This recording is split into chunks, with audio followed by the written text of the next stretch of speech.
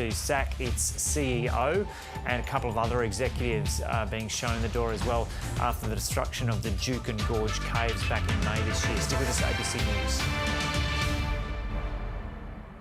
We were called to Kira's house in Beena Valley Road. She had called 000. A suspicious death. This was a young mother of 4 children who presented to a hospital brain dead on arrival. Something's been not right about it from the beginning. What was done to her was brutal. And the former cop searching for the truth. This case has been haunting me. She needed someone to tell her what had happened to her daughter. Her children have to grow up without her. Why has nothing been done? They're the questions we need answered. Australian Story, Monday, ABC and iView. This is a world of duplicity and false stories and backstabbing. If you're a mercenary, you're breaking the law in many countries. Secret soldiers. Former Australian military are applying the skills that have been granted to them for certainly immoral things. The Australian military men exposed as private guns for hire. Private military companies have been a game changer. Who supplies and who pays for and who directs these mercenaries? I've never come across anything like it before. Four Corners, Monday, ABC and iView. Our life is better with him in it. I love you. You go home and you hope their family doesn't get COVID from you. I'd still be paying the $9,000 if I hadn't contacted 730. We really let those horses down. Why do you think they didn't want you to win an election? Because they thought I would win it. If the virus doesn't get you, the economic fallout will. I was hell-bent on proving people wrong. Why all the secrecy? Lee, I'm just focused on the Australian people. 7:30, Monday to Thursday, ABC and iView. Warm of your smile, smile for me, little one. This will be our year to count down. Share your Tuesday nights with us on ABC. Come along with me, won't you?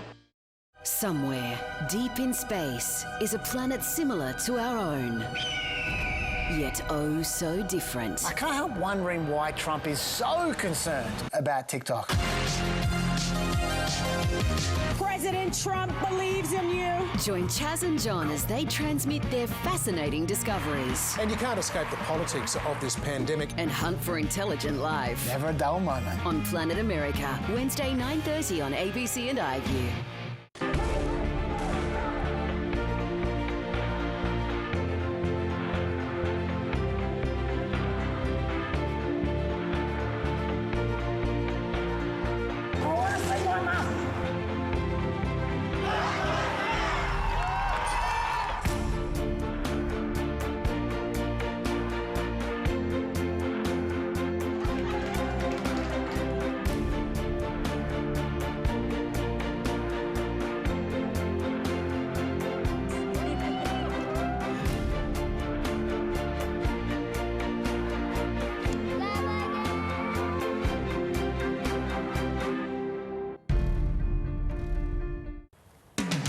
Today, Rio Tinto bows to pressure, dumping its CEO and 2 senior executives over the destruction of an ancient Aboriginal site in WA.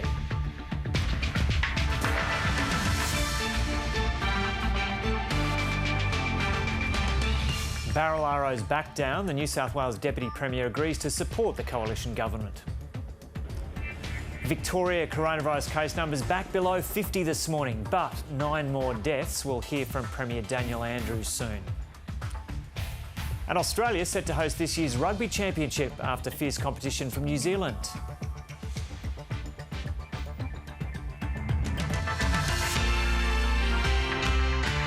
Hello and welcome to Mornings. I'm Joe O'Brien. Taking a quick look at the weather first in the capital cities around the nation today. Brisbane showers, Sydney partly cloudy, Canberra becoming sunny, Melbourne becoming cloudy and 20, Hobart late rain, Adelaide and Perth partly cloudy and Darwin sunny. The Australian share market has lost 1% in early trade after a sell-off on Wall Street, and we'll keep across the markets. Rio is only marginally down after around 20 minutes of trade this morning. The chief executive of Rio Tinto is stepping down in the wake of the destruction of ancient rock shelters in the Pilbara earlier this year. Here's business editor Ian Verrinder. Look, not entirely unexpected. The 3 senior executives, including Chief Executive Jean-Sébastien Jacques, were under enormous pressure to step down, and the board of Rio Tinto as well has been just copping all sorts of flack from Australian shareholders and European shareholders over the destruction of Juukan Gorge. This is a rock outcrop that contained artefacts, Indigenous artefacts and paintings 46,000 years old, and so of huge significance. Now, what has transpired here is that just 3 weeks ago, the board of Rio Tinto determined that financial penalties were enough for the 3 senior executives. But in the meantime, as part of an inquiry, there was a data dump just last Friday which indicated that rather than the story that has been told, which is that this was just a whole series of internal mishaps and a lack of communication between various divisions, what actually transpired was that the company had engaged the services of a legal firm prior to the destruction of this hugely culturally sensitive area. They'd engage a legal firm to ensure that if anybody tried to injunct them, to stop them from taking this action, that they were well armed to do so. So it completely and utterly destroyed the story and the narrative that they had been putting out there. So the pressure has been building for the past 3 weeks for these 3 to step down. I don't think you'd say they've stepped down. They've been pushed out the door. The fact is that Rio Tinto doesn't have a replacement for Jean-Sébastien Jacques. He'll be staying there until March 31 next year, or until such time as they can find a replacement. The other 2 senior executives, Chris Salisbury, who heads up the iron ore division, Rio Tinto's most important division, he'll be staying until the end of the year, and the head of corporate affairs, Simone Nevin, she also will be staying until the end of the year. And so, Ian, if they're, just for the layperson, if these people, execs, are staying on for so long, is it really the significant action that people believe it is, or does that indicate that the company isn't taking this still as seriously enough as people want them to? No, I think it is pretty serious action. Their jobs have been terminated, and in fact, what you can draw from this is that it's been done in such a hurry that they don't have anybody to replace them in those positions, and so these 3 executives will be there until they can be replaced. And obviously, there is a search that will be undertaken immediately to try and replace them. If they don't replace them by those due dates, then they'll be shown the door then, and the jobs will be vacant. But you could be pretty much guaranteed that there'll be an immediate search to replace each of them as soon as possible. And Ian, what did that data dump that you mentioned indicate about just how far up the tree there was knowledge about just how sensitive this land was before it was blown up? It indicated that all 3 knew exactly what was going on. It was an absolutely stunning piece of information to discover that they had secured the services of a top-ranking legal firm to try and fight off any rearguard action that might be put up in attempt to stop them from doing this. So, you know, the whole story about, oh, there was just a division here that made a decision, somebody else, and we didn't get the proper story and we weren't all well informed, that was just shown to be utterly false.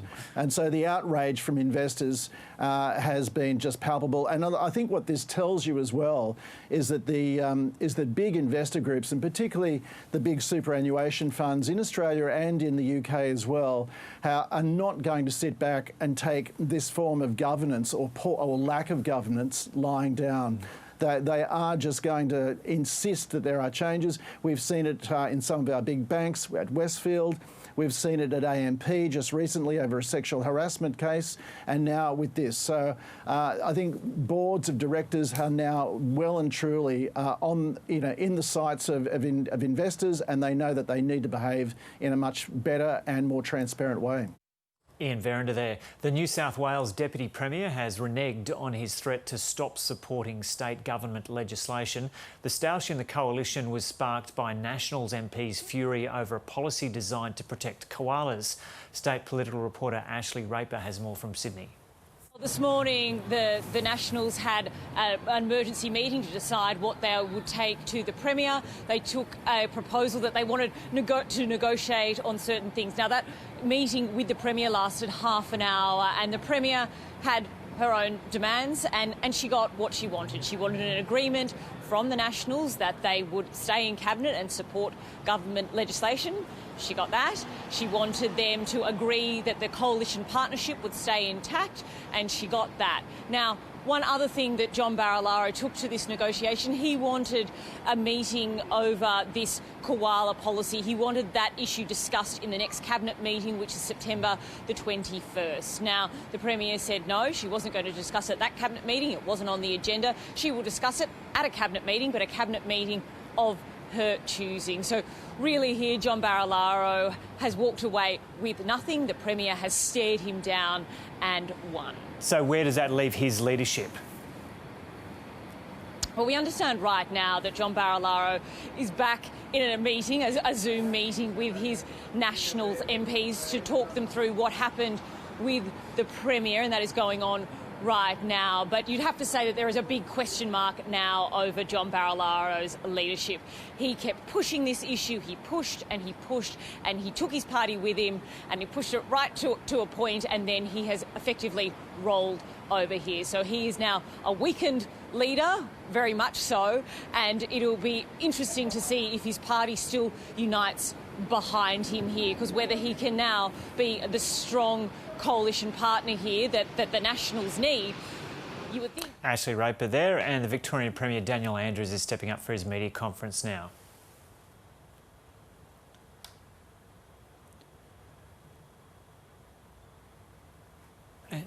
And so Daniel Andrews, so the heartening news from Victoria today, the numbers back down below 50 in terms of new cases detected in the past 50 days, but sadly 9 more people have died.